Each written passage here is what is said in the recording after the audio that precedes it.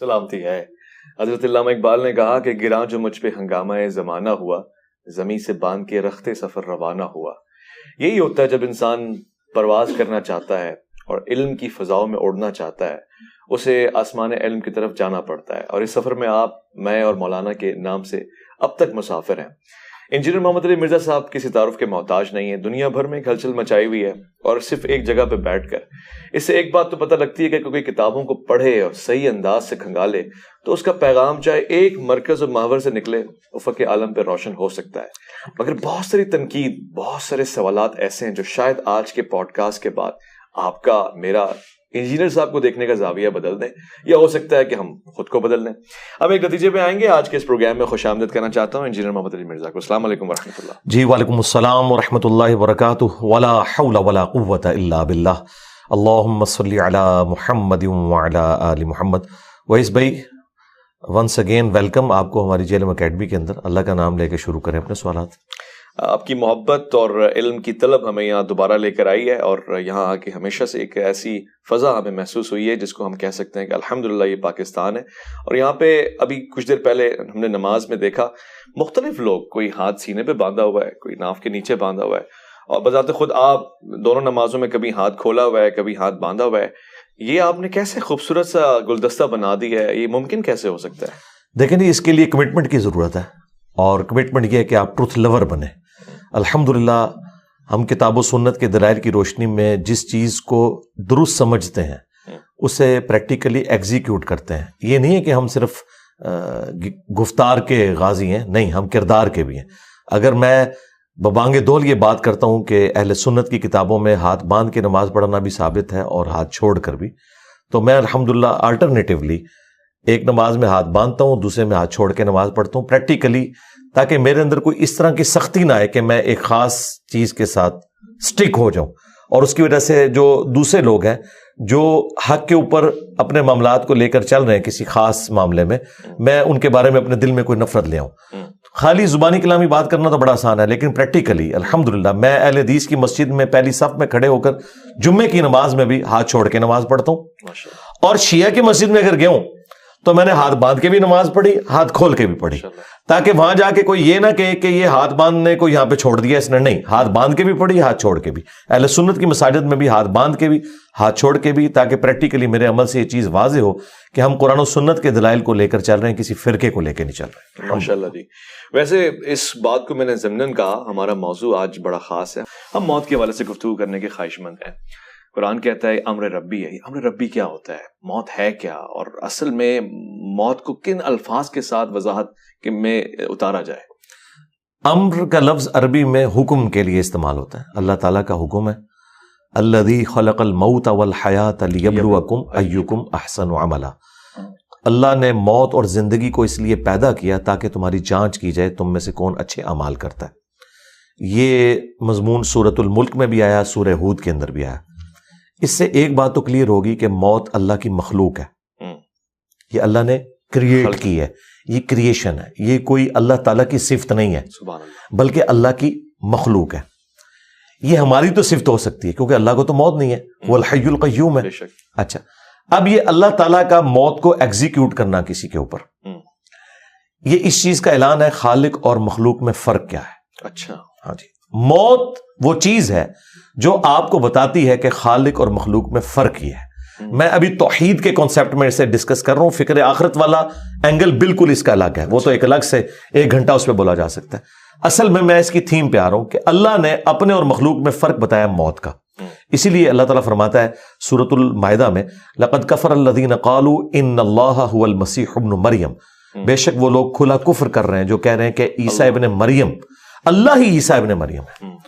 اس کے جواب میں اللہ تعالیٰ نے نبی علیہ السلام کو کہا ہے کہ ان سے کہو قل فمن یملک من اللہ شیئا، اے نبی ان سے فرماؤ کہ اللہ کا کوئی کیا بگاڑ لے گا اگر اللہ ارادہ کرے عیسیٰ کو اور اس کی ماں کو اور جتنی مخلوق ہے اس کو ہلاک کر دے۔ وہاں غصہ ہے کہ موت کا لفظ بھی نہیں استعمال کیا، ہلاک۔ تو ہمارے نبی علیہ السلام کے لیے بھی ہے، قل ارأیتم ان اہلکنی اللہ ومن معی او رحمنا فمن یجیر الکافرین من عذاب علیم۔ اے نبی تم فرماؤ کہ اگر اللہ تعالیٰ مجھے اور میرے ساتھیوں کو ہلاک کر دے یا ہم پہ رحم فرمائے.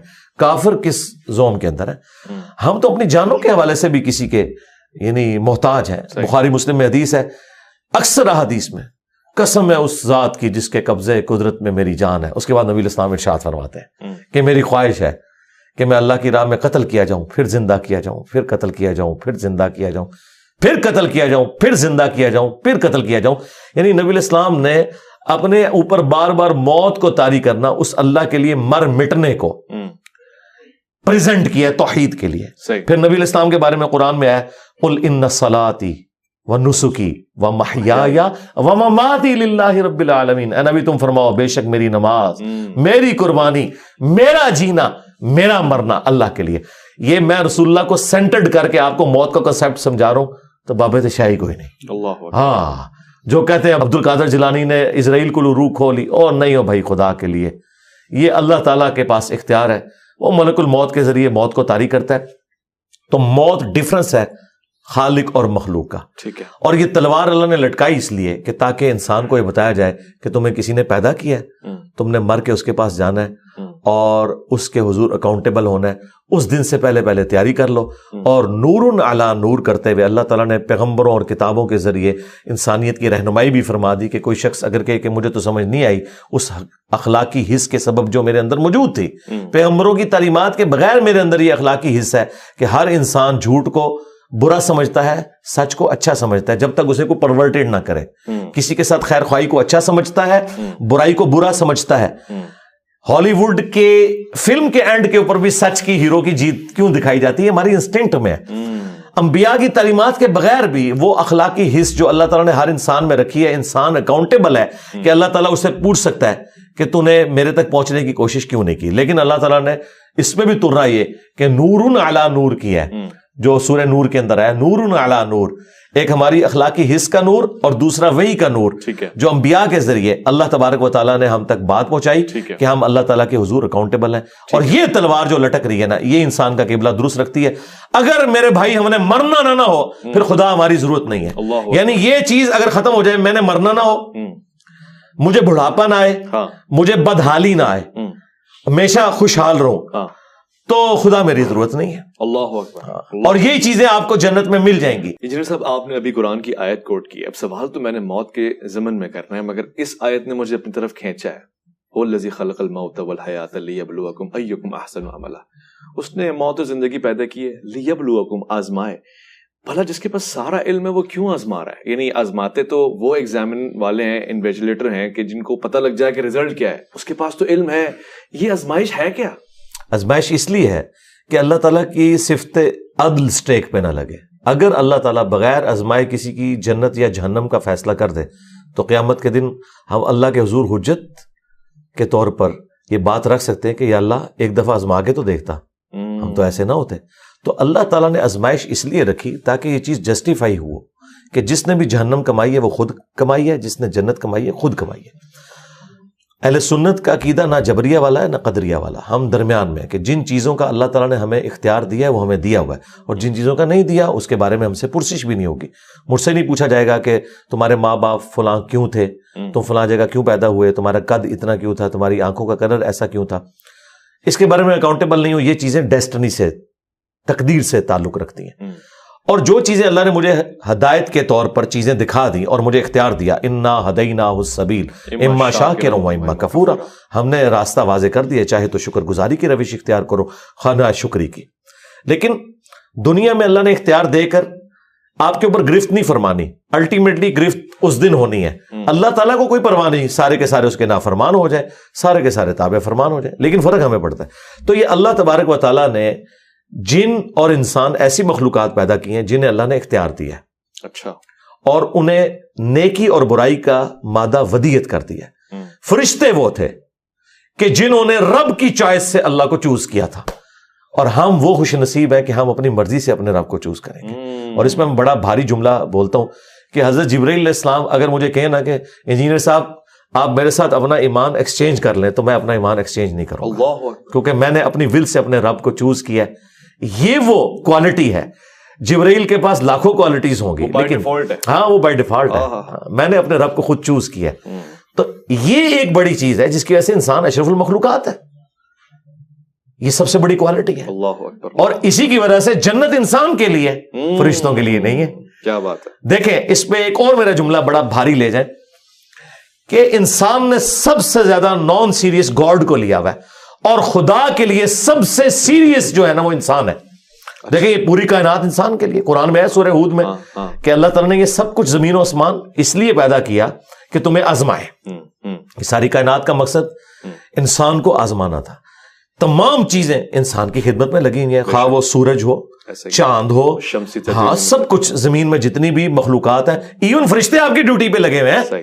فرشتے آپ کی ڈیوٹیاں پوری کر رہے ہیں. یعنی اس کائنات میں سب سے سیریس کریشن کوئی اللہ کی ہے نا تو انسان ہے, اور انسان نے سب سے زیادہ نان سیریس لیا ہوا ہے اللہ تبارک و تعالیٰ کو. یعنی اللہ کو ہماری کوئی حاجت نہیں ہے, لیکن یہ یاد رکھیے گا جس نے خدا کو سیریس نہ لیا وہ مارا گیا. اور اس پہ ایک اور جملہ میرا, جس شخص نے دنیا اللہ کی مرضی کی گزاری, آخرت وہ اپنی مرضی کی گزارے گا. اللہ اکبر. ہاں جو وہ چاہے گا وہ اسے ملے گا, اور جس نے دنیا اپنی مرضی کی گزاری آخرت وہ پھر آخرت اللہ کی مرضی کی گزارے گا. پھر اللہ اس کے ساتھ جو کرے گا وہ کرے گا. وَلِعَوْذُ بِاللَّهِ تَعَالَى. اللہ اکبر. اللہم اجرنا من النار. آمین یا رب العالمین. اچھا مرزا صاحب, موت کی ہی گفتگو کو ہم مزید سمجھنا چاہیں گے. صحیح اسناد اور آپ کو میری زندگی کا یہ رخ بھی آپ کو نظر آیا؟ آپ نے تو مجھے اختلافی موضوعات پہ دیکھا ہے, میں ہر ٹاپک پہ بولتا ہوں. آپ میری قرآن کلاسز دیکھیں تو آپ ان تمام لوگوں کو, وائزین کو دیکھنا چھوڑ دیں گے جو آپ کو فکر آخرت کے اوپر باتیں کرتے ہیں. مجھے خوشی ہے اس بات کی, اور توقع بھی یہی تھی. اور میں اپنے ناظرین کو یہ کہنا چاہتا ہوں کہ مجھے اس سے بھی زیادہ خوشی اس بات کی ہے کہ یہ تمام موضوعات عام طور سے یہ ایک مزاج ہے, روایت ہے, رسم ہے کہ ہمارے مہمان حضرات ہم سے سوال تک بھی منگوا لیتے ہیں کہ جی سوال ذرا اسٹڈی کر لیں, دیکھ لیں.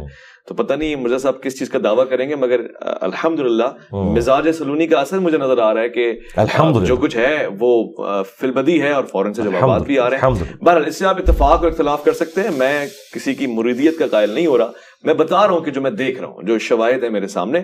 انجینئر صاحب, صحیح اسناد کی روشنی میں روح کیسے قبض ہوتی ہے؟ موت کے سفر کو کہاں سے شروع کیا جاتا ہے اور کہاں پہ ختم ہوتا ہے, اور موت کے بعد دوبارہ جی اٹھنا ہوتا ہے انسان کا عالم اسباب میں؟ عالم اسباب میں تو ممکن نہیں ہے. اب جو بندہ دنیا سے چلا گیا, سورہ یاسین کے اندر سورۃ الواقعہ میں آیا کہ جو دنیا سے چلا گیا اب وہ واپس دنیا میں نہیں آ سکتا. یہ تو اللہ تعالیٰ کا ایک ڈیوائن یونیورسل ٹروتھ ہے. عیسیٰ ابن مریم کے بارے میں قرآن میں رپورٹ ہوا ہے کہ وہ مردوں کو زندہ کرتے تھے, بس اتنا, اللہ کے اذن سے. وہ بھی ان کا ایک معجزہ تھا کہ جو میت رکھی ہے اسے کہتے تھے کم باذن اللہ, وہ زندہ ہوتی تھی. تو یہ بہت ایکسٹراڈنری واقعہ. پھر وہ لوگوں سے کہتے تھے بتاؤ اس کو میرے بارے میں کہ میں کون ہوں, تو وہ میت گواہی دیتی تھی کہ یہ اللہ کے رسول ہے. پھر وہ دوبارہ موت کی حالت میں واپس چلی جاتی تھی. یہ نہیں ہے کہ اس کی دوبارہ سے زندگی سٹارٹ ہو جاتی تھی, نہیں, اس طرح نہیں ہے. لہٰذا وہ جو مردوں کو زندہ کرنا ہے وہ وقتی طور پر ہے, دنیا سے اس کا ایگزٹ ہو چکا ہے. اچھا, دنیا میں نہ تو روحیں یہ گھروں میں آتی ہیں, یہ بالکل غلط بات ہے. نہیں آتی, نہیں, کہاں سے آنی ہے روحیں؟ تو قرآن میں واضح لکھا ہے کہ یا علیین میں یا سجین کے اندر ہے. نیکوکاروں کی روحیں علیین میں اور سجین میں ہے بدکاروں کی. ہاں, آپ کی قبر یا عالم برزخ, خواہ وہ شیر کا پیٹ ہو یا ہوا میں راکھ کا بکھرنا ہو, ایئر کریش میں یا سمندر میں غرق ہونا ہو یا مٹی کی ڈھیری کے اندر ہو, یہ تمام عالم برزخ ہے. اس روح اور جسم کا ایک رشتہ برقرار ہے جو کہ ان سین بیریئر ہے. وہ قرآن میں ہے وَمِن وَرَائِهِمْ بَرْزَخٌ إِلَىٰ يَوْمِ يُبْعَثُونَ. ان کے مرنے سے لے کر قیامت تک کے لیے ایک ان سین بیریئر ہے. اس کو آپ آبزرو نہیں کر سکتے, نہ کیمرے میں کیچ کر سکتے, کیونکہ اس دنیا کی چیز نہیں ہے. فرشتے آپ ڈیٹیکٹ نہیں کر سکتے. سائنس صرف فزیکل ورلڈ سے تعلق رکھتی ہے. عالم برزخ انبیاء کرام 1,24,000 کم و بیش بیت المقدس میں, صحیح مسلم میں آتا ہے, جمع ہوئے, نبی الاسلام نے امامت کی. لیکن مجھے بتائیں ایک شہر میں اس زمانے میں 1,00,000 بندہ اکٹھا ہو جائے تو کیا وہ مسجد میں پورا آئے گا؟ تو ہلچل مچ جائے گی جی. لیکن کسی کو پتہ ہی نہیں چلا, کیونکہ وہ اس فریم آف ریفرنس میں بات ہی نہیں ہو رہی تھی. وہ ایک الگ دنیا ہے جو اس دنیا کے ساتھ تعلق نہیں رکھتی. اس کے اپنے رولز ہیں, اور اللہ تبارک و تعالیٰ نے وہ غیب کے پردے میں وہ ساری کی ساری چیزیں رکھی ہوئی ہیں. یہاں پہ بھی روح کے بارے میں سورہ بنی اسرائیل میں آیا کہ اے نبی تم سے روح کے بارے میں پوچھتے ہیں, تم فرماؤ یہ اللہ کا امر ہے, اور تمہیں تو علم نہیں دیا گیا مگر قلیل. جب علم قلیل دیا گیا نبی علیہ السلام کو تو ہمارے ٹیچر تو وہ ہیں جب انہیں قلیل علم دیا گیا تو بس جتنا دیا گیا انہوں نے اتنا ہی ٹرانسفر کرنا تھا. اب اس کے بعد یہ کہنا ہے کہ کوئی کسی کی روح نکال سکتا ہے, داخل کر سکتا ہے, کسی کی روح کے اوپر کنٹرول کر سکتا ہے, بالکل ایسا نہیں ہے. اور روح جو دنیا سے چلی گئی وہ چلی گئی. اب اس کے نکلنے کی جو تفصیلات ہے وہ سنن نسائی کے اندر تفصیل کے ساتھ حدیث موجود ہے کہ اہل ایمان کی روح کیسے قبض کی جاتی ہے. بخاری میں حدیث ہے کہ اللہ تعالیٰ فرماتا ہے کہ مجھے کسی کام میں کوئی تردد نہیں ہوتا سوائے ایک کام کے کہ جب مجھے مومن کی روح قبض کرنی ہوتی ہے. اچھا, اب اللہ تعالیٰ کو بھی تردد ہے, اللہ کو بھی تردد ہے. کیوں؟ اس کے ریگارڈ میں کہ میرا مومن بندہ ہے اور وہ موت کو ناپسند کرتا ہے. ویسے فی نفسی تو موت کو پسند کرتا ہے, لیکن اس اعتبار سے کوئی شخص مرنا نہیں چاہتا. دنیا میں رہنا تو چاہتا ہے انسان, یہ ول جو ہمارے اندر ہے اسی نے ہمیں زندہ رکھا ہوا ہے. کوئی شخص بھی یہ نہیں چاہتا کہ وہ جان بوجھ کے جا کے مر جائے. وہ چاہتا ہے کہ مومن بھی چاہتا ہے کہ میں زیادہ عرصہ دنیا میں گزاروں, اللہ کو رسپانس کروں, زیادہ اپنے لیے ذخیرے آخرت اکٹھا کروں. اور پھر کوئی بھی نہیں چاہتا کہ اپنے بیوی بچوں کو اس طریقے سے چھوڑ کے چلا جائے. تو اللہ تعالیٰ جب اعتراض ہے, شہید تو چاہتا ہے کہ وہ شہید ہو جائے, مطلب شہادت کی آرزو لے کے لوگ میدان میں اترتے ہیں نا. جی, شہید تو چاہتا ہے, بالکل. موت اس لیے گلے لگاتے ہیں کہ موت آنی ہے, اس لیے نہیں کہ وہ جا کے تو خود کافر کو کہتے ہیں کہ یہ میں کھڑا ہوں تو آگے مجھے تلوار مار دے. یہ نہیں, موت تو آنی ہے. ایگزٹ تو ہر بندے کا دنیا سے ہے, تو جب ایگزٹ ہے تو شہادت کے ذریعے ہو. یہ نہیں کہ خودکشی کرنی ہے آپ نے, خودکشی اور شہادت میں آپ نے فرق رکھنا ہے. تو موت تو آنی ہے, تو خواہش ہونی چاہیے کہ میں شہادت کی موت مروں, لیکن یہ خواہش نہیں ہے کہ میں جو فوراً مر جاؤں اور کوئی نیک اعمال نہ کر سکوں. ہاں, دین کو جب میری ضرورت پڑے تو پھر میری پہلی پرائورٹی وہی ہے. جس طرح حسین ابن علی حج کے دنوں میں کربلا چلے گئے تھے, اس لیے کہ وہ سمجھتے تھے کہ اس وقت اس چیز کی ضرورت ہے. ٹھیک ہے, اور باقی جو حج آج تک سلامت ہے وہ حسین ابن علی کی بدولت ہے. اچھا, صلاح الدین ایوبی نے حج نہیں کیا ہوا کیونکہ وہ اس سے بڑی پوسٹ کے لیے کام کر رہے تھے. تو یہ اب دیکھنے کی ضرورت ہے. کیا ہوا حج؟ جی میں نے الحمدللہ کیا 2007 میں. کوئی تصویر ہم نے آج تک دیکھی نہیں ہے اس لیے پوچھ رہا ہوں. نہ عمرے کی نہ حج کی. لوگ تو کہتے ہیں جی جاتے بھی ہیں, جہلم سے باہر نکلتے ہیں اکیڈمی سے کہ نہیں. میں نے تصویر بنا کے کیا کرنا ہے, میں تو میرے بھائی نماز پڑھتا ہوں 5 وقت, تو میں نے اپنے نام کے ساتھ کبھی نمازی بھی نہیں لکھا, تو میں نے حاجی بھی نہیں لکھا, حج بھی کیا ہے, عمرے بھی نہیں, کتابیں بھی نہیں. وہ تو میں ایک سلوگن کے طور پہ بات کرتا ہوں. اچھا, اس طرف واپس آئے کہ وہ اللہ تعالیٰ فرماتا ہے کہ مجھے تردد ہوتا ہے جب مومن کی روح قبض کرنی ہے, کیونکہ موت کو تو ناپسند ہر بندہ کرتا ہے. یہ میں اب تک نہیں سمجھ پا رہا, میری ہیلپ فرمائے. اللہ کو تردد یعنی وہ تو نفس مطمئنہ کو قرآن میں پکار رہا ہے, آپ کہہ رہے ہیں کہ ہاں وہ اگلی سٹیج ہے نا, یہ اس سے پچھلے والی سٹیج ہے. اچھا, تردد ہوتا ہے. پھر اس تردد کو دور کیسے کیا جاتا ہے؟ تردد اللہ تعالیٰ کو اس اعتبار سے کہ میں نے اب مومن کو راضی کیسے کرنا ہے کو میرے پاس آئے. جس طرح سیدہ فاطمہ کا قول ہے صحیح بخاری میں, سیدہ عائشہ سلام اللہ علیہا کا, کہ جب سے میں نے نبی الاسلام کو موت کی تکلیف میں دیکھا ہے تو اب میں تعجب نہیں کرتی کسی کو موت میں تکلیف میں دیکھوں. تو موت کی تکلیف سے تو نبی الاسلام کو بھی گزرنا پڑا ہے. یہ تکلیف تو ہے نا. ہاں بالکل. اچھا, وہ تکلیف سے تو گزرنا پڑا. پھر بخاری مسلم کے الفاظ ہیں, عائشہ کہتی ہیں نبی الاسلام کا جب آخری وقت تھا تو آپ علیہ السلام بار بار یوں نگاہ اٹھاتے تھے اور کہتے تھے اللہم رفیق الاعلیٰ, اے اللہ رفیق اعلیٰ. تو میں نے سمجھ لیا کہ نبی الاسلام کو اب اختیار دیا گیا, چاہے آپ دنیا میں رہیں چاہے اللہ کے پاس جائیں, کیونکہ آپ اپنے صحت مندی کے دنوں میں کہتے تھے کہ ہر نبی کو موت سے پہلے اختیار دیا جاتا ہے. وہاں پہ تردد اس لیے کہ مومن مرنا نہیں چاہتا. اچھا ٹھیک ہے, ظاہر ہے وہ چاہتا ہے میں زیادہ سے زیادہ وقت دنیا میں گزاروں اللہ کے لیے. اچھا, موت کو تو ہر بندہ ناپسند کرتا ہے اس اعتبار سے. یہ تو اسے پتا ہے کہ موت آنی ہے, لیکن جینے کی تو ہے. مثلا اگر ابھی یہاں پہ اچانک کوئی بم پھٹے تو آپ کیا شہید ہونے کے لیے تیار ہوں گے یا بھاگ دوڑ کریں گے؟ سب کچھ کریں گے. کوئی بڑے سے بڑا ولی اللہ بھی بٹھائے اس کے سامنے بھی ایسے اس کی بھی آنکھیں بند ہوگی. ظاہر ہے کہ اللہ نے نیچرل رکھا ہے ہمارے اندر. ولی اللہ کے لیے تو کہہ رہے ہیں ان پہ خوف ہی نہیں ہے. ہاں وہ خوف کون سا ہے میں بتاتا ہوں. یہودیوں کے لیے کہہ رہے ہیں ان سے کہو تمنا کرو موت کی, نہیں کریں گے. وہ آپ ہمیں موت تک پہنچنے نہ دے رہے ہیں, میں اپنی بات پوری کر لوں نا, آپ راستے میں پکڑ لیتے ہیں. تو وہ اس میں اللہ تعالیٰ فرماتا ہے کہ پھر جب یعنی موت کا وقت اس کا قریب آتا ہے پھر اللہ تبارک و تعالیٰ اسے راضی کرتا ہے. وہ ہے جو سورہ حامیم السجدہ میں آیا کہ فرشتے ان پر نازل ہوتے ہیں, انہیں خوشخبریاں دیتے ہیں, انہیں جنت دکھائی جاتی ہے, جنت کی نعمتیں دکھائی جاتی ہیں, اس کی وجہ سے وہ اٹریکٹ ہوتا ہے. اچھا, اور ان نعمتوں میں اتنا محو ہو جاتا ہے وہ کہتا ہے اللہ میں نے ادھر ہی جانا ہے. ابھی تک اس کا ایمان بالغیب تھا. اچھا, اب وہ دیکھ رہا ہے. اب وہ دیکھ رہا ہے. جب اس نے دیکھ لیا نا پھر وہ کہتا ہے کہ بھئی دنیا کی بیوی سے وہ مجھے جنت کی بیوی سوٹیبل ہے, اور وہی والی ہے کہ دنیا کی نعمتوں سے مجھے جنت کی نعمتیں سوٹیبل ہیں.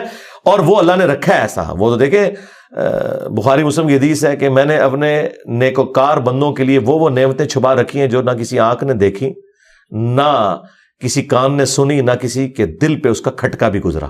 بس وہ جب وہ دل پہ کھٹکا کیا وہ دیکھ لی, سن لی, پھر انسان کہتا ہے کہ نہیں یا اللہ میں وہیں جاؤں گا. دیکھیں جب تک آپ اس کیفیت سے گزر نہیں سکتے اس وقت تک آپ کو پتہ نہیں چل سکتا نا. وہ کیفیت جب آئے گی نا, اچھا پھر جب وہ انسان راضی ہوتا ہے نا پھر وہ کہتا ہے یا اللہ میں نے مرنا ہے, ورنہ کس کا دل کرتا ہے. اور قرآن میں اللہ تعالیٰ فرماتا ہے جب جو لوگ ریاکاری کرتے ہیں ان کی مثال دیتے ہوئے سورۃ البقرہ میں کہ تم امیجن کرو کہ تمہارے چھوٹے چھوٹے بچے ہوں اور اچانک تمہارے پہ موت کا وقت آ جائے تو تمہیں اپنے بچوں کی کتنی فکر لگ جائے گی. ٹھیک ہے, یہ اللہ تعالیٰ نے مثال بیان کی ہے اس اعتبار سے کہ جو نیکی اپنی ضائع کر, تو کوئی شخص بھی نہیں یہ چاہے گا کہ وہ اپنے بچوں کو اس حال میں چھوڑ کے مرے کہ ان کا پیچھے پرسانے حال کوئی نہ, اور اچانک ایک ہوائی جھکڑ یا کوئی آگ کا بھگولا آئے اور تمہارے اس باغ کو ہلاک کر دے اور پیچھے چھوٹے چھوٹے بچے چھوڑ کے مرو. یہ اللہ نے ہمارے اندر رکھی, یہ کوئی عیب والی چیز نہیں ہے, یہ عیب والی چیز نہیں ہے زندگی سے محبت کرنا. یہ اللہ تعالیٰ کی ریکوائرمنٹ ہے, اسی کی وجہ سے, ورنہ تو لوگ خودکشیاں کیوں نہ کر لیں. ہم خودکشی کیوں نہیں کرتے, ہم جینا چاہتے ہیں. نہیں لیکن علی بھائی یہ بات سمجھ نہیں لگی, پوری زندگی ہم نے فلسفے میں یہی پڑھا لالچ بری بلا ہے. آپ کہہ رہے ہیں اینڈ ٹائم پہ لالچ دی جائے گی اور جنت دکھائی جائے گی. حضرت علی کہہ رہے ہیں کہ میں اس کی عبادت لالچ میں نہیں کرتا, اس لیے کرتا ہوں کہ عبادت کے لائق ہے. یہ حضرت علی کی طرف تو ایک غلط بات ہی منسوب ہے, ہم تو اسے نہیں مانتا. یہ قرآن کے بالکل خلاف ہے. قرآن میں واضح ہے سورہ السجدہ میں کہ ہمارے نیک بندے خوف اور امید دونوں کے ساتھ اپنے رب کو پکارتے ہیں. یہ ایک کوالٹی ہے مومن کی. کیوں؟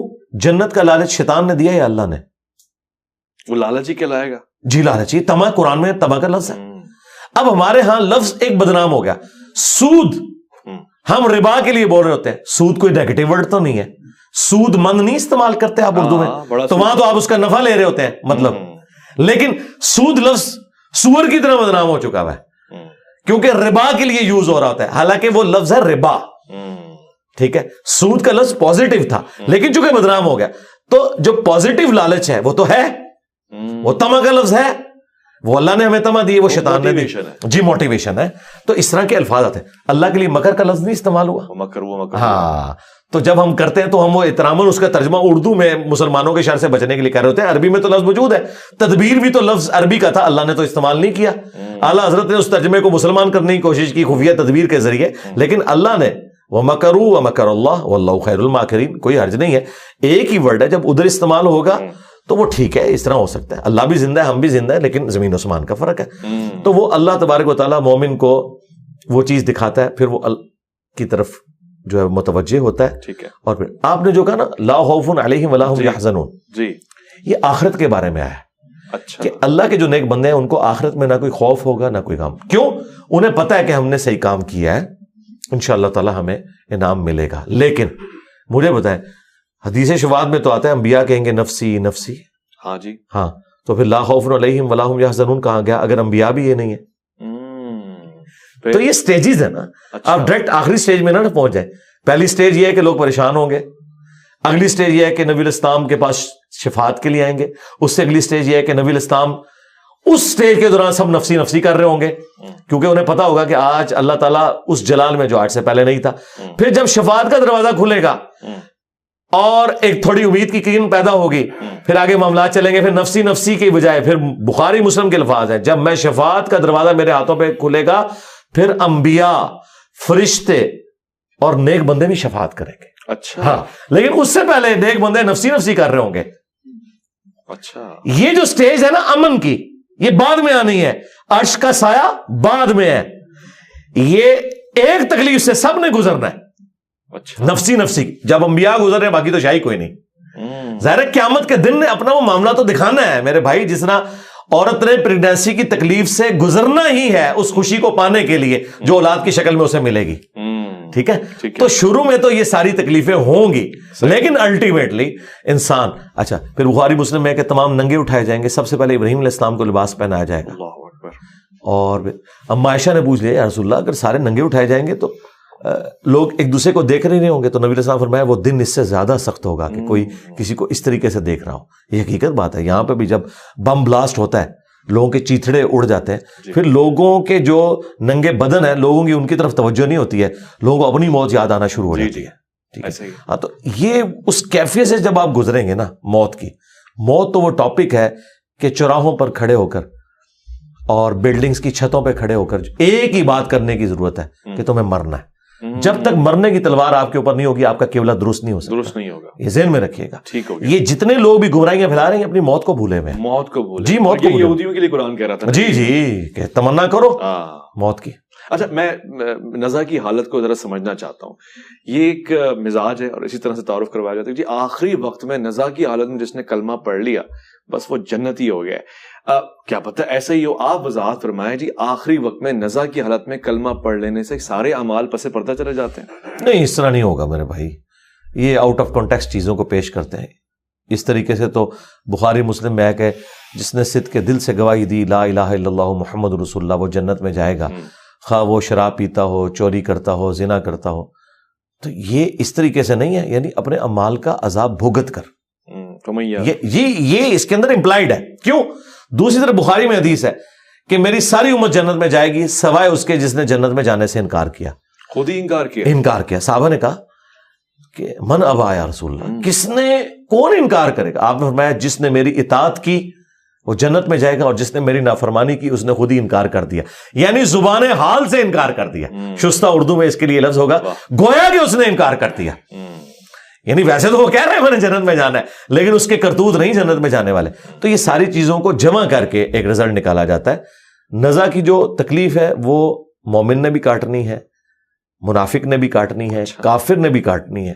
بخاری مسلم کے جب الفاظ ہیں ہم عائشہ کہتی ہیں کہ جب سے میں نے نبی علیہ السلام کو نزا کی تکلیف میں دیکھا ہے میں تعجب نہیں کرتی، لیکن وہ تکلیف جھیلنا آسان ہو جائے گا اہل ایمان کے لیے. اچھا جھیلنا آسان ہو جائے گا، وہ دکھا دیا جائے گا. ہاں وہ دکھا دیا جائے گا. آہستہ آہستہ سارے معاملات اس کے لیے سیٹل ڈاؤن ہو جائیں گے.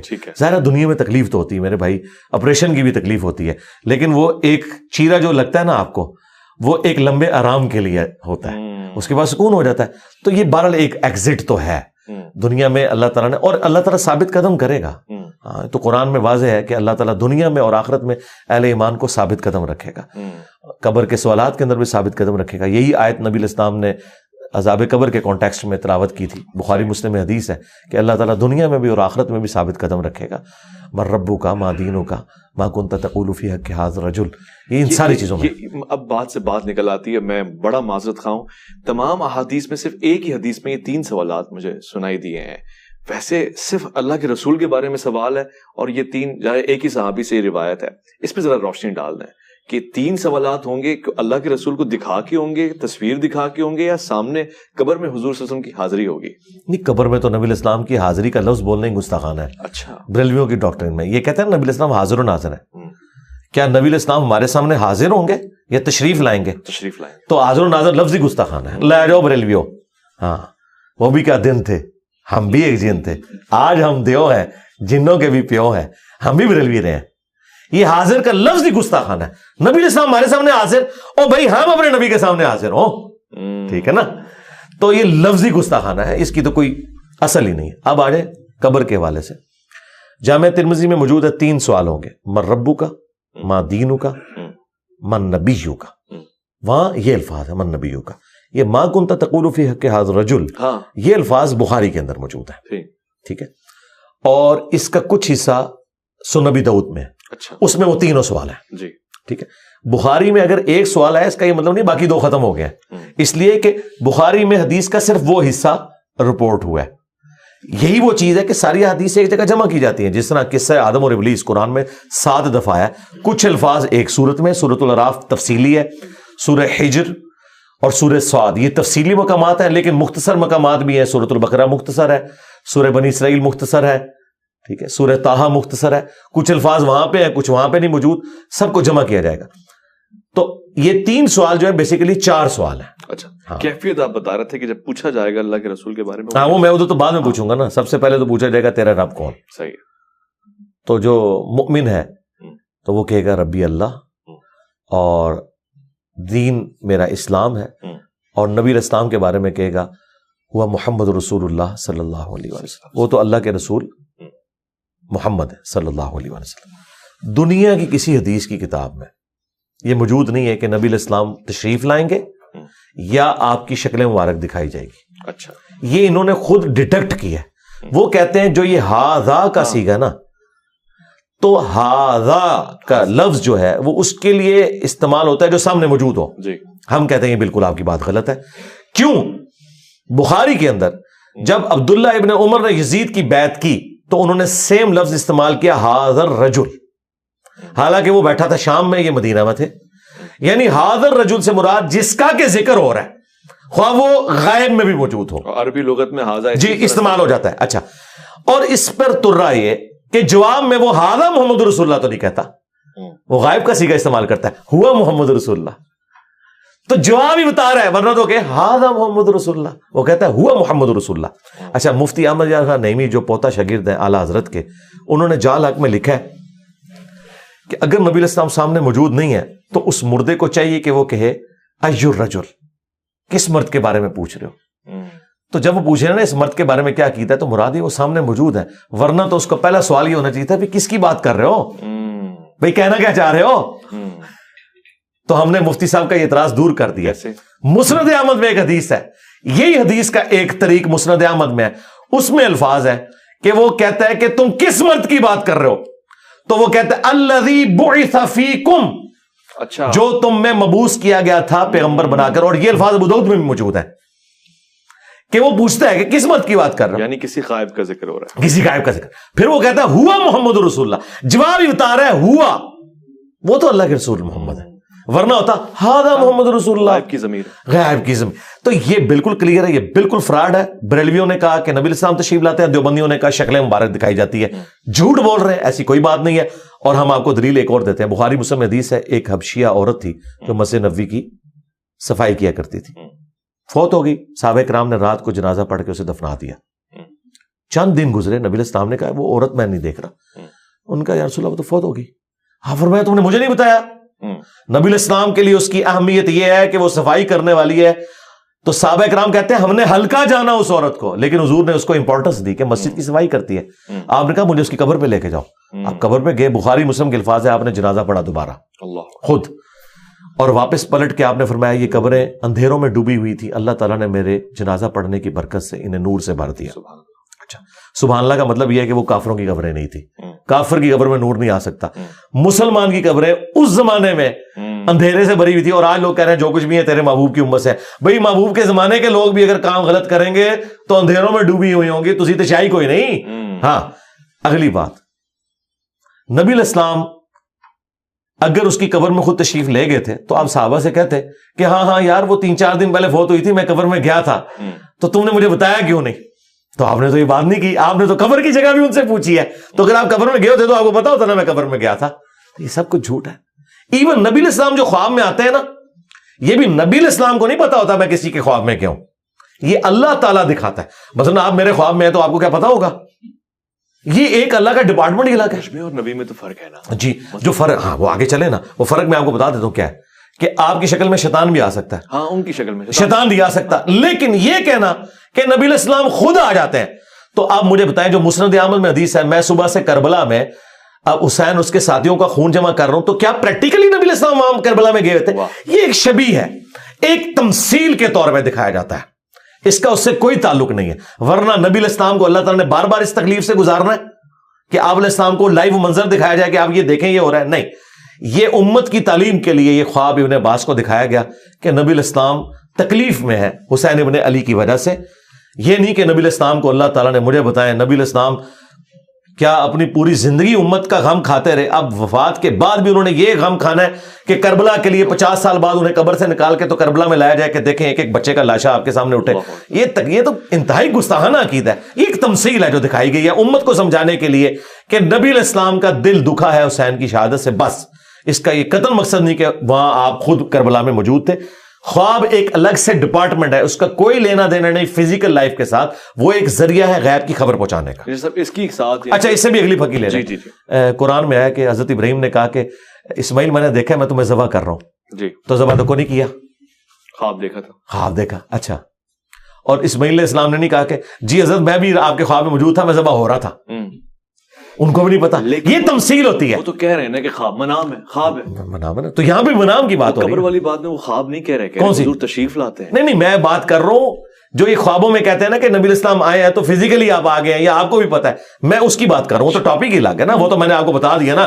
نبی علیہ السلام نے کیوں نہیں کہا کہ ہاں 3 دن پہلے میں اس کی قبر میں گیا تھا، وہ حبشیہ عورت جو فوت ہوگی، ہاں مجھے پتا چلا تم نے. آپ نے پوچھا وہ کدھر ہے، انہوں نے کہا کہ وہ تو فوت ہو گئی, آپ نے کہا مجھے کیوں نہیں بتایا؟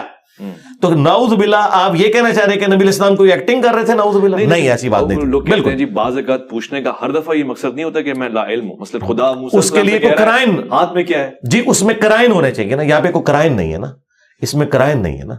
اچھا اس پہ بھی آپ مجھ سے لے لیں, یہ سلونی والی بات کرتے ہیں, اس میں الفاظ ہیں جب تک میں ممبر پہ موجود ہوں تو مجھ سے جو پوچھو گے میں بتاؤں گا. ہمارا عقیدہ ہے کہ نبی الاسلام جتنی دیر ممبر پہ تھے اللہ تعالیٰ کی غیبی تائید تھی کہ اب آپ سے جو بھی سوال پوچھے گا ہم آپ کو اسی وقت اس کا جواب سکھائیں گے تاکہ آپ اپنی نبوت کو اسٹیبلش کریں. صرف ممبر پہ؟ جی ممبر پہ, اس لیے کہ نبی الاسلام نے کہا جب تک میں ممبر پہ موجود. اب آپ پوچھیں گے اس کی دلیل, جی دلیل اس کی ہے بخاری مسلم میں حدیث ہے, نبی الاسلام نے کہا جب میں معراج سے واپس آیا تو کافروں نے مجھ سے ایسے ایسے سوالات کیے کہ مجھے ان کے جواب نہیں آتے تھے. یہ الفاظ ہیں بخاری مسلم کے. اور میں اتنا پریشان ہوا کہ اعلان نبوت کے بعد کبھی اتنا پریشان نہیں ہوا تھا کہ میں ان کے سوالوں کے جواب ہی نہیں دے سکتا. وہ کیا پوچھ رہے تھے؟ بتاؤ بیت المقدس کے کتنے دروازے ہیں, باہر کون سے کلر کا پینٹ ہوا ہے, کتنی سیڑھیاں ہیں. جو شخص ایک رات میں گیا ہے اور وہ بھی برزخی طور پہ, وہ اتنی ساری چیزوں کا حساب کیسے رکھ سکتا تھا؟ تو بخاری مسلم کے الفاظ ہیں جب انہوں نے سوال کیے مجھے جواب نہیں آ رہے تھے, میں اتنا پریشان ہوا کہ مجھے جھوٹا کہیں گے. اللہ تعالیٰ نے اسی وقت بیت المقدس کو اٹھا کے میرے سامنے کر دیا. اللہ اکبر. وہ پوچھتے جاتے تھے میں بتاتا جاتا تھا. یہ وہ عقیدہ ہے ہمارا کہ جب اللہ چاہتا ہے نا اس وقت دکھایا جاتا ہے, ہر وقت ہر چیز کا علم. کیا پتہ ہر وقت اللہ چاہتا ہو, یعنی اس کی چاہت پہ مبنی ہے نا. یہ جو چاہت ہے نا یہ عقیدہ کفر ہے. اچھا جی, اس لیے کہ قرآن میں وَلَا تَقُولُوا عَلَى اللَّهِ إِلَّا الْحَقِّ, اللہ پہ مت کوئی عقیدہ منسوب کرو سوائے اس کے کہ جو حق پر مبنی ہو. میں نے جو عقیدہ منسوب کیا اس کی میں نے آپ کو پریکٹیکل مثالیں دے دی کہ نبی الاسلام کو تھوڑی دیر پہلے اپنی نبوت کے بارے میں ہوا کہ یہ جھٹلائیں گے. اللہ نے یہ ساری مثالیں میں نے دی کہ اللہ تعالیٰ وقتی طور پہ وہ چیزیں دکھاتا تھا. اچھا پھر قرآن میں بھی جو سوالات آپ سے پوچھے جاتے تھے اس سے پہلے آپ کو قرآن کہہ رہا ہے کہ اس سے پہلے آپ کو نہیں پتا تھا کہ یوسف علیہ السلام کس طرح مصر پہنچ کے, ہم نے جواب دیا. یہ تو ہمارا عقیدہ ہے. یہ ان کا جو عقیدہ ہے کہ ہر وقت ہر چیز کا علم ہوتا ہے اور سب کچھ عطا کر دیا ہے, یہ کس آیت اور حدیث میں لکھا ہوا ہے؟ یہ من گھڑت عقیدہ. ہم نے تو بڑے قائد کے دلائل رکھ دیے. اس کے اوپر جذباتی ڈاکٹرن کھڑی کرنا کہ جی آپ فیتا لے کے تو ناپ رہے ہوتے ہیں نبی کے علم کو, نہیں. قرآن جگہ جگہ کہہ رہا ہے کہ تم سے قیامت کے بارے میں پوچھتے ہیں, ٹھیک ہے, تم اللہ کے پاس ہے. یہ ہے جی وہ علم جو نہیں ہے نبی کے پاس. آپ مجھے اچھا آپ بھی مانتے ہیں کہ نبی الاسلام کے پاس قیامت کا علم نہیں قرآن کی روح سے؟ وَيَقُولُونَ مَتَىٰ هَٰذَا الْوَعْدُ, نہیں علم غیب تو ہم مانتے ہیں, الگ موضوع چلا گیا. وَيَقُولُونَ مَتَىٰ هَٰذَا الْوَعْدُ إِن كُنتُمْ صَادِقِينَ قُلْ إِنَّمَا الْعِلْمُ عِندَ اللَّهِ. ایک چیز میں نے ثابت کر دی نا, آپ کی ڈاکٹرن ٹوٹ کی ماں کانا وما یکون کی, کیونکہ آپ نے کہا ہر چیز کا علم ہے. قرآن کہہ رہا ہے کہ نبی تم سے قیامت کا اس طرح پوچھ رہے ہیں جس طرح تم دھاگ لگا کے بیٹھے ہوئے ہو. تم فرماؤ اس کا علم تو اللہ کے پاس ہے. اللہ جب جسے چاہے گا ظاہر کر دے گا. قرآن پورے کا پورا یہ کہہ رہا ہے کہ قیامت کا علم نبی الاسلام کو نہیں دیا گیا بلکہ نشانیاں صرف بتائی گئی ہیں. نہ سن بتایا گیا, نہ تاریخ بتائی گئی, نہ یہ بتایا گیا کہ کتنی انسانیت پیریڈ گزارے گی تو قیامت آئے گی. یہ تو ایک واضح چیز قرآن میں آئی ہے نا, اس کا انکار تو کفر ہے نا. لیکن آج آپ بریلویوں سے پوچھیں, جال حق میں مفتی احمد خان نعیمی سے جب پوچھا گیا بھی بتاؤ یہ قیامت تو نکل ہے نا, تم کہہ رہے تو فیتا تو اللہ نے مار دیا. تو اس نے کہا کہ یہ رسول اللہ کی محبوبیت کا تقاضا ہے کہ مرنے سے پہلے اللہ تعالیٰ نے حضور کو قیامت کا بھی بتا دیا ہوگا خود سے. وَلَا تَقُولُوا عَلَى اللَّهِ إِلَّا الْحَقِّ, یہ کذاب اللہ کے اوپر جھوٹ مانتے ہیں. ٹھیک ہے, واضح ہو گیا. آپ نے شہیدوں کا ذکر کیا اور ظاہر موت کا ہمارا موضوع ہے, شہادت اس سے جڑی ہوئی ہے, گویا زندگی سے زیادہ جڑی ہوئی ہے. قرآن بھی یہ کہتا ہے یہ زندہ ہے ان کو مردہ نہ کہو. اب یہ کون سا فیس ہے؟ یہ برزخ کا کوئی فیس ہے یا شہید کس طرح سے زندہ ہے, رزق کس طرح سے حاصل ہو رہا ہے؟ یہ ڈیفائن کرتے ہیں صحیح کلیئر معنوں میں, کیونکہ اس کو ہم مردہ تو نہیں کہہ سکتے. ہاں جی, یہ اس کو بھی پہلے کلیئر کر لیں. جو مردہ اسے مردہ کیوں نہیں کہا جائے گا؟ قرآن یہ نہیں کہنا چاہ رہا. اگر اس کا مطلب یہ ہے تو مجھے بتائیں, صحیح بخاری میں 4 جگہ تفصیلی خطبہ ہے سیدنا ابو بکر کا, من کان یعبد محمدا فإن محمدا قد مات. جو کوئی تم میں محمد کی عبادت کرتا تھا جان لے محمد مر گئے. تو حضرت ابو بکر صدیق نے تو کہا ہے کہ نبی الاسلام مر چکے ہیں, حضور شہید ہوئے. ایک ٹاپک لادا ہو گیا, ادھر ہے نا, ادھر ہے.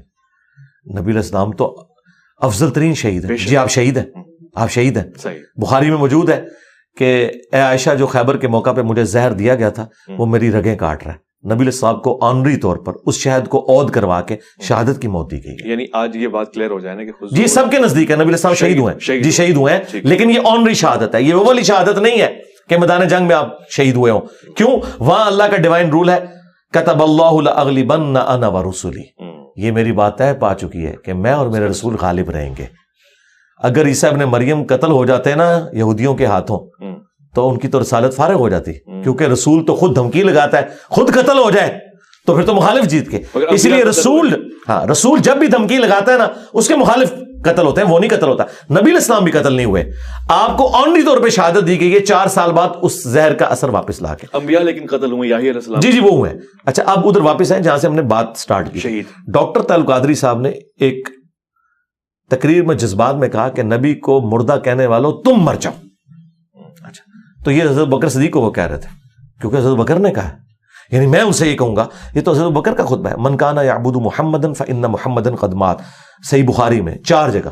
جو کوئی تم میں محمد کی عبادت کرتا تھا, 1241 نمبر حدیث ہے اور 1242 تفصیلی حدیث, وہ جان لے کہ محمد مر چکے. اور جو اللہ کی عبادت کرتا تھا وہ جان لے کہ اللہ کو کبھی موت نہیں آئے گی اور وہ ہمیشہ زندہ رہے گا. فإن اللہ حی لا یموت. مجھے بتائیں صحابہ میں کوئی حضور کی عبادت کرتا تھا؟ کوئی بھی نہیں. تو یہ فرضی جملہ کیوں بولا حضرت ابوبکر نے؟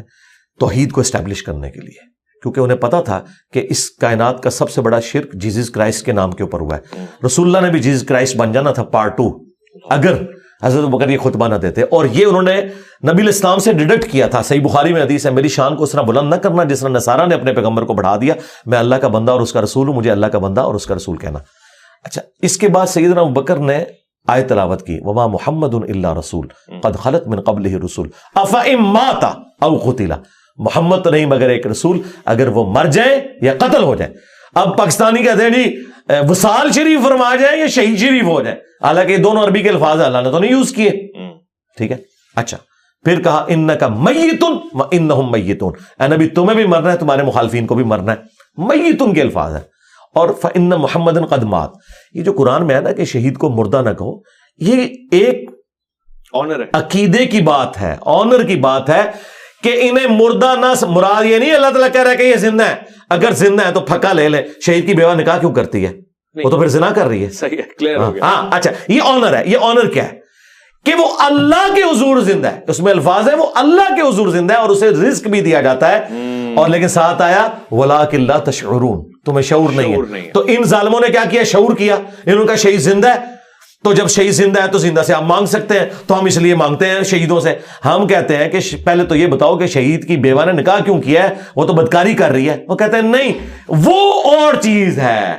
تو یہ آنرری چیز ہے جی, آنر والی چیز ہے. اچھا نبی کی جو بیوہ سے نکاح نہیں ہوتا نا, اس کے پیچھے شہادت والا ایشو نہیں ہے. وہ اس لیے کہ وہ نبی کا پروٹوکول ہے, وہ پروٹوکول ہے کہ وہ امت کی ماں ہے. النبی اولی بالمؤمنین من انفسہم وازواجہ امہاتہم. وہاں پہ یہ والا معاملہ نہیں ہے, ورنہ اگر یہ والا معاملہ نہ ہوتا تو وہاں پہ بھی اجازت ہو جاتی. لیکن وہ اللہ تعالیٰ نے کہا سورہ احزاب میں کہ اللہ کے نزدیک یہ بہت بڑا گناہ ہے کہ تم رسول اللہ کی وفات کے بعد ان کی کسی بیوی کے ساتھ شادی کرو. یہ آنری طور پہ دنیا اور آخرت میں تمہاری نبی کی بیوی ہیں. یہ ہے اصل میں چیز.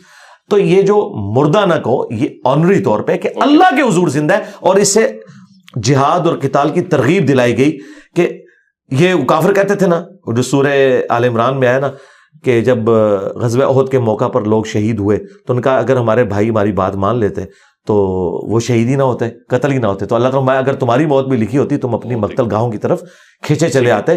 تو یہ بتایا گیا کہ جس چیز کے اوپر ترس کھا رہے ہو نا, اور بھائی انہوں نے تو ابدی زندگی حاصل کر لی ہے, آخرت کی زندگی میں زندہ ہے. یہ جھوٹ ہے جو یہ بول رہے ہوتے ہیں, یہ کہتے ہیں زندہ زندہ, جو بریلوی اور شیعہ کر رہے ہوتے ہیں زندہ زندہ. یہ بتایا کرو آخرت میں زندہ ہے. دنیا سے بھائی جا چکے, دنیا سے اب ان کا کوئی تعلق نہیں ہے سوائے اس کے کہ ہمارا سلام ان تک پہنچتا ہے. سبھی زندہ نہیں, آخرت میں مرا ہوا کون ہے؟ ہاں آخرت میں سب زندہ ہے, لیکن شہید اللہ کی جنتوں میں پروٹوکول کے ساتھ زندہ ہے, اور جو کافر ہے وہ اللہ کی جہنم میں. یہ فرق ہے. دونوں جگہوں پہ ان کو رزق مل رہا ہوگا, زندگی کی علامت ہے رزق. نہیں رزق جو مل رہا ہے نا جی, اللہ نہ کرے اس طرح کا رزق کسی کو ملے جو جہنمیوں کو مل رہا ہے. ان کو تو قرآن میں آیا ہے کہ وہ زخموں کا دھون اور پیپ مل رہا ہے. اس رزق کو نہ کمپیئر کریں. رزق تو ہے نا, رزق آخرت کا ہے. آخرت آج قبر رسول آپ کھودیں, شہید کا پروٹوکول سرکار ایک منٹ, آج قبر رسول کھودیں, آپ کیا سمجھتے ہیں کہ نبی الاسلام وہاں پہ کھا پی رہے ہوں گے بیٹھ کے, یا اٹیچ بات ہوگا؟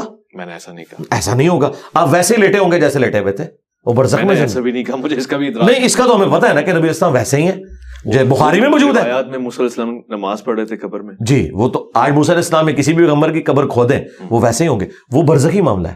وہ تو وہاں پہ بیت المقدس میں بھی تھے, وہ برزخ کا معاملہ ہے. وہ آپ کے اس فریم آف ریفرنس کی چیز نہیں ہے. ٹھیک ہے, وہ صحیح مسلم میں حدیث ہے, وہ قائم یصلی فی قبری, وہ اپنی قبر میں نماز پڑھ رہے تھے, بالکل ٹھیک ہے. اس سے طے ہو گیا کہ قبر کے معاملات الگ ہیں, لیکن وہ اس دنیا کے ساتھ تعلق نہیں رکھتے کہ آپ اگر کسی کی قبر کھودیں تو آپ کسی کو نماز پڑھتے ہوئے آبزرو نہیں, یہ نبی علیہ السلام کو یہ آبزرو کرتے ہوئے دکھایا گیا. میرا قیاس ہوا نا, نہیں قیاس نہیں, یہ تو عقیدہ ہے ہمارا.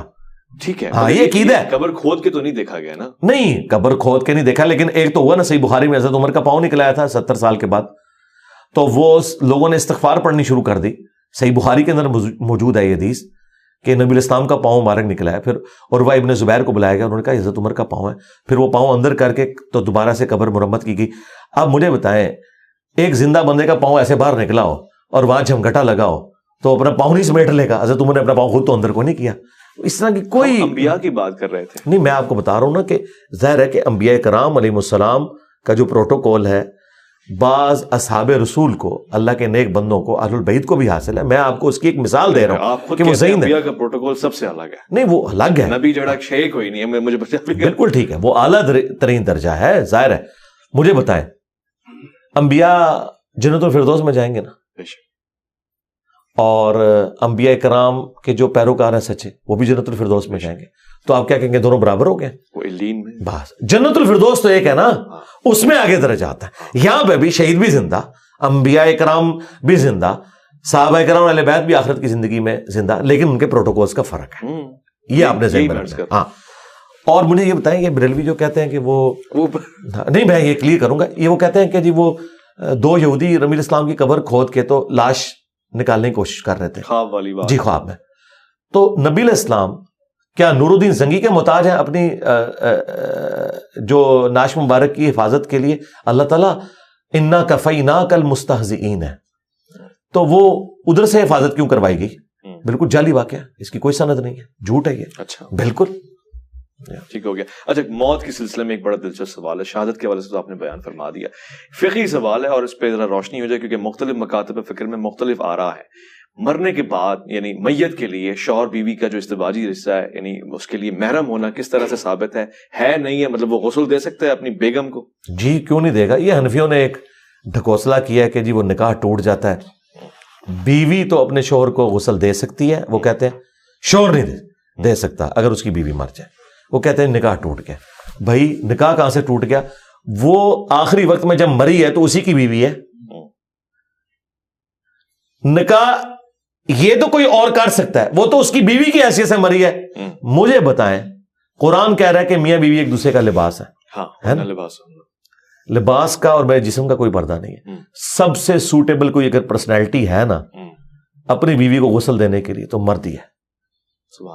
اس سے زیادہ تو کوئی اس کا پردہ رکھنے والا ہی نہیں ہے.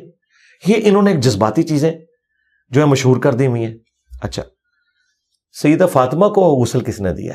حضرت علی کرم اللہ. ہاں, تو وہ شوہر نہیں تھے.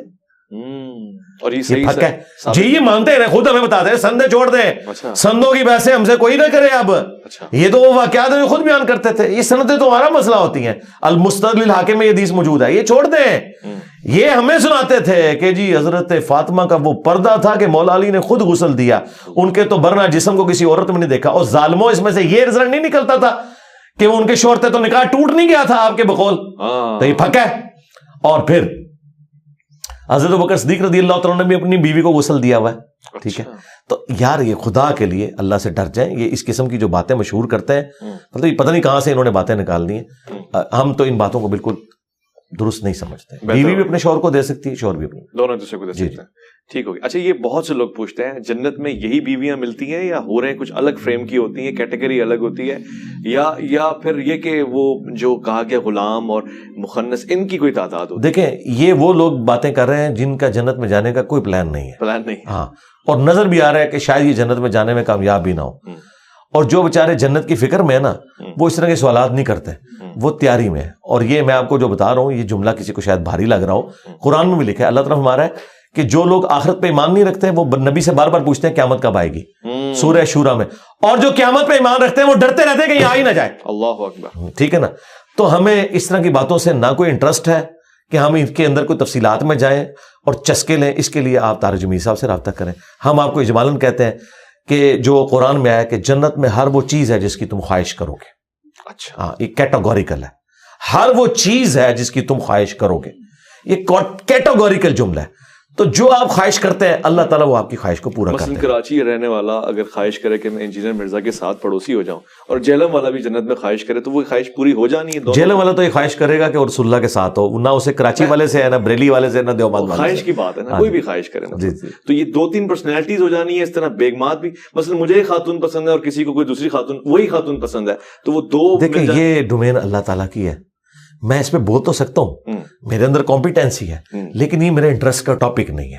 نہ میں اس کو اس لیول پہ اترنا چاہتا ہوں کہ آپ نوجوانوں کے لیے کوئی کلپ بنا کے تو لوگوں کو اس چکر میں ڈال دیں. بھائی اس وقت تو اپنی آخرت کی تیاری کریں, آپ نے مرنا ہے, اللہ کے حضور جانا ہے. ایک دفعہ ادھر سے نکلنے میں کامیاب ہو جائے, آگے جا کے اللہ نے آپ کو سب کچھ دینا ہے انشاءاللہ. یہ میں آپ کو گارنٹی کرتا ہوں کہ قرآن یہ کہتا ہے کہ ہر وہ چیز ہے جو تم خواہش کرو گے. ٹھیک ہے, جب یہ کیٹاگوریکل جملہ ہے نا, ہر وہ چیز ہے جو تم خواہش کرو گے, اللہ تعالیٰ ہر چیز کے اوپر قادر ہے. سبحان اللہ. ٹھیک ہے, اللہ تعالیٰ کے لیے کوئی مسئلہ نہیں ہے کہ کسی شخص کو 1 بیوی دے جنت میں یا 1000 بیوی دے, جس شکل کی وہ چاہے اس شکل و صورت کی دے, جس طرح کی وہ چاہے اس طرح کی دے. اور اللہ تعالیٰ اس چیز کے اوپر بھی قادر ہے کہ ایک عورت کو جس طرح کا شوہر وہ چاہتی ہے وہ مل جائے. اچھا, ہاں اللہ تعالیٰ قادر ہے اس کے. سبحان اللہ. بے شک. میں میت کے حوالے سے اس میں صرف میں ایک جملہ کر دوں جو اکثر لوگ سوال پوچھتے ہیں کہ مردوں کے لیے تو کثرت ازواج ہے, تو عورتوں کے لیے کیا ہے؟ نہیں, اس طرح جو اللہ تعالیٰ نے چیزیں اپنے لیے فکس کر لی ہیں نا اپنی ایک ڈیسٹنی کے اندر, وہ یہ ہے کہ اللہ تبارک و تعالیٰ نے ایک عورت کے لیے ایک ہی مرد رکھا ہوا ہے جنت میں بھی. جی, اس فریم آف ریفرنس سے وہ عورت باہر نہیں نکل سکتی. اچھا, اب اگر وہ چاہے کہ میری خواہش پوری ہو, جی خواہش پوری کرنے کا طریقہ ہوگا, اسے مرد بنا دیا جائے گا عورت کو. جی, کیونکہ پھر وہ اللہ تعالیٰ کے ان رولز کے لیے, جیسے کہتے ہیں نا اس کو قانون اس پہ اپلائی ہوگا, یہ اس کے اوپر نیشنلٹی والا اس صورت میں اپلائی ہوگا. یہ میں آپ کو سولوشن دے رہا ہوں, یہ میں نے قرآن اس میں نہیں کر رہا. نہیں, میں سولوشن میں ٹرانسجنڈر ہی بن جائے گا. نہیں, کیوں بنے گا, اللہ نے بنانا ہے نا. اللہ. جی, اگر آرٹیفیشل انٹیلیجنس کے ذریعے آپ کی شکل کی عورت دکھائی جا سکتی ہے آپ کو, مگر بنائی نہیں جا سکتی. نہیں, وہ تو نہیں, اللہ تو بنا سکتا ہے نا. اللہ سب کچھ کر سکتا ہے, اس لیے اللہ پہ آپ یقین کریں, اللہ تعالیٰ سب کچھ کرے گا. تو اگر کوئی عورت کہے گی نا کہ مجھے مرد زیادہ چاہیے, تو ٹھیک ہے, یہ چیز تو اللہ تعالیٰ کی آپ رول کے طور پہ نہیں توڑ سکتے کہ اللہ تعالیٰ نے ایک عورت کے لیے ایک ہی مرد رکھا ہے. اب اگر کوئی عورت کہتی ہے جی مجھے جو ہے وہ زیادہ اس طرح کی خواہش ہے, تو ٹھیک ہے, پھر وہ اللہ کے اس پہلے رول کو ٹیسٹ کے اندر آئے گی کہ وہ اللہ کی خواہش پہ اسے مرد بنایا جائے گا, اس کے بعد جتنی مرضی عورتیں رہیں. اللہ کے اس چیز سے آپ باہر نہیں جا سکتے نا, وہ اللہ کے اپنے رولز ہیں. میں نے سولوشن آپ کو دے دیا, یہ موجود ہے. اور آخری بات, یہ سارے کے سارے مسئلے آپ کے ہیں اس دنیا کے اندر, آخرت کی ڈومین ہی الگ ہے. ہاں, آپ مجھے بتائیں شادی سے پہلے نوجوان مرد و عورت شادی کو کس طرح آئیڈیلائز کر رہے ہوتے ہیں, شادی کے بعد ان چیزوں کی 1% بھی اہمیت نہیں رہ جاتی ہے, کوئی اور چیز سامنے آ جاتی ہے. بھائی آپ جب جنت میں جائیں گے نا, اگر مجھ سے پوچھیں جنت میں جا کے جو آپ کی سب سے شدت کی خواہش ہے نا, وہ اللہ کا دیدار ہے. اچھا, ہاں, یہ سب سے بڑی نعمت ہوگا. جی ہوگا, آپ اس کے قائل ہیں. جی قرآن میں لکھا ہے. میں شیعہ علماء کو کہتا ہوں, میں ایسی جنت کے اوپر لعنت بھیجتا ہوں جس میں مجھے میرے رب کا دیدار نہ ہو. میں نے تو زندگی کاٹی اس میں, میں نے اس جنت کو لے کے کیا کرنا ہے. یہ ردی کی ٹوکری میں ان کا عقیدہ پھینکنا چاہیے جو یہ کہتے ہیں کہ دیدار نہیں ہوگا. دوسری طرف یہ آپ کو کہانیاں کراتے ہیں کہ مولا علی اس وقت سجدے سے سر نہیں اٹھاتے تھے جب تک اللہ کو دیکھ نہ لیں. پھر کہتے ہیں نہیں وہ دل کی آنکھوں سے دیکھتے تھے, تو دیکھنا تو ثابت ہو گیا نا بقول تمہارے بھی. یہ تمہاری ٹینشن ہے کہ ان آنکھوں سے یا دل کی آنکھوں سے دیدار الہی نہیں ہے نا, تو سرکار ہم ایسی جنت کے اوپر لعنت بھیجتے ہیں. اللہ اکبر. اگر اللہ کا دیدار نہیں ہے. یہ خوبصورت موضوع ہے, دل نہیں کر رہا مگر وائنڈ اپ میں نے کرنا ہے اور اس سوال کی طرف میں نے آنا ہے. عام طور سے غسل میں یہ مسائل کھڑے ہو جاتے ہیں, شرم گاہوں کو اندر سے صاف کرنا ہے, دبانا ہے, یعنی یہ چونکہ ایک مسلکی بحث بھی شروع ہو جاتی ہے کہ کوئی چیز ڈالنا اور نکالنا, اس پہ صحیح طریقہ کار کیا ہے؟ اور خدا کے لیے قرآن میں واضح ہے کہ جب کوئی جنبی ہو تو غسل کر لے, ٹھیک ہے, اور غسل کرنے کے لیے وہی طریقہ ہے کہ ظاہری بدن کے اوپر آپ نے پانی بہانا ہے. That's all. ہاں جی, یہ جو حنفیوں نے کہا کہ ناک میں ادھر تک چڑھ جائے, اللہ کے بندو یہ کس حدیث میں آیت میں لکھا ہوا ہے؟ یہ حدیث سے لے کے آتے ہیں تو وہ طریقہ ہے, وہ جو طریقہ بیان کر رہے ہیں وہ تو مجھے بتائیں قرآن میں وضو تو چہرے سے شروع ہو رہا ہے, بخاری مسلم میں وضو جو ہے کلی اور ناک سے شروع ہو رہا ہے, تو جس سنت ہے اصل وہ ہے کہ چہرے سے 4 فرائض ہے, چہرہ, دونوں ہاتھ کونیوں سمیت, سر کا مسا اور پاؤں کو دھونا, اور مسا بھی ثابت ہے، دونوں چیزیں وہ الگ سے لفظ مسا ہے. جی وہ ایک لادہ ٹیکنیکل بحث ہے، میں اس طرف نہیں جاتا، پھر اور چیز شروع ہو جائے گی فی الوقت میں. اور قرآن میں ہے کہ جب تم جنبی ہو تو تم نے غسل کرنا ہے. اور غسل عرف عام میں جسے غسل کہا جاتا ہے وہ یہ ہے کہ آپ نے ظاہری بدن جو سامنے نظر آ رہا ہے اس کے اوپر پانی بہانا ہے، بس ظاہری بدن کے اوپر. ٹھیک ہو گیا. تلقین کی کیا حیثیت ہے شریعت میں؟ مردے کو تلقین کرنا، اسے کچھ سنانا ثابت ہے؟ کوئی ثابت نہیں ہے، یہ صوفیاء کی گھڑی ہوئی خرافات ہیں. اچھا جی قبر کے اوپر کھڑے ہو کے آپ اذان دیں، انگلی رکھ کے کریں. حدیث میں صرف یہ ملتا ہے، سنن ابی داؤد کے اندر حدیث ہے، جب اپنے بھائی کو دفنا چکو تو قبر میں سوالات کی استقامت کے لیے دعا کرو، بس یہ چیز ہے. آپ نے قبر پہ کھڑے ہو کے دعا کرنی ہے کہ اے اللہ اسے قبر کے سوالات میں استقامت نصیب فرما، بس. اذان نہیں دینی قبر؟ نہیں اذان کوئی ثابت نہیں ہے. اذان جنازے کی نماز کی اذان نہیں ہے تو قبر کی اذان کہاں سے آ جائے گی؟ لاجیکلی اسپیکنگ کہ جو نماز ہے جنازے کی اس کی اذان تو کوئی نہیں ہو رہی ہے، اور جہاں نماز بھی کوئی نہیں قبر پہ صرف دعا کرنی ہے، اس کی اذان کہاں سے آ گئی؟ ہمارے ایک چاہنے والے پوچھ رہے تھے کہ کیا حضور پاک صلی اللہ علیہ وآلہ وسلم نے کبھی کسی غیر مسلم کا جنازہ پڑھایا ہے؟ نہیں کبھی نہیں پڑھایا. منافق کا پڑھایا تھا. ہاں جی، غیر مسلم کا نہیں پڑھایا. وہ بھی قانوناً چونکہ مسلمان تھا اس لیے پڑھایا، اور بعد میں اس سے بھی منع کر دیا گیا سورہ توبہ میں. نہ تو آپ نے کسی منافق کی قبر پہ کھڑے ہونا ہے، نہ اس کے لیے دعا کرنی. غیر مسلم کا جنازہ نہیں پڑھایا، کیونکہ جنازے کے اندر آپ دعائیں مغفرت کرتے ہیں، اور سورہ توبہ کی آیات ہیں کسی نبی اور کسی اہل ایمان کے لیے شایع نہیں کہ چاہے اس کا کوئی قریبی رشتہ دار بھی کفر کی حالت میں مرا ہو کہ اس کے لیے دعا کرے. جب دعا نہیں کی جا سکتی تو جنازہ تو دعائیں مغفرت ہے، وہ ہو ہی نہیں سکتی. ماشاءاللہ واضح ہو گیا. بہت بہت شکریہ انجینئر محمد علی مرزا صاحب، آپ نے ہمیشہ ہماری رہنمائی فرمائی اور بہت ہی آسان انداز سے. زرمن پروگرام کو آپ نے دیکھا اور بہت ہی ایک خوبصورت سا جائزہ آپ نے موت، عالم موت، پھر برزخ، اور اس کے بعد یہاں تک کہ ہم قبر تک بھی پہنچے. ہم نے میت کے احکام اور اس کے بعد جنازے کا بھی تھوڑا سا جائزہ لیا ہے. امید ہے اللہ نے زندگی دی، جیسے کہ انجینئر صاحب نے فرمایا یہ آن ریکارڈ چلا گیا، اس کا اجر آپ کو، مجھے اور سب کو، خاص طور سے انجینئر صاحب کو ملتا رہے گا. اپنا خیال رکھیں گے. میں اور مولانا کے سفر میں دیکھتے رہیں گے پروگرام کو.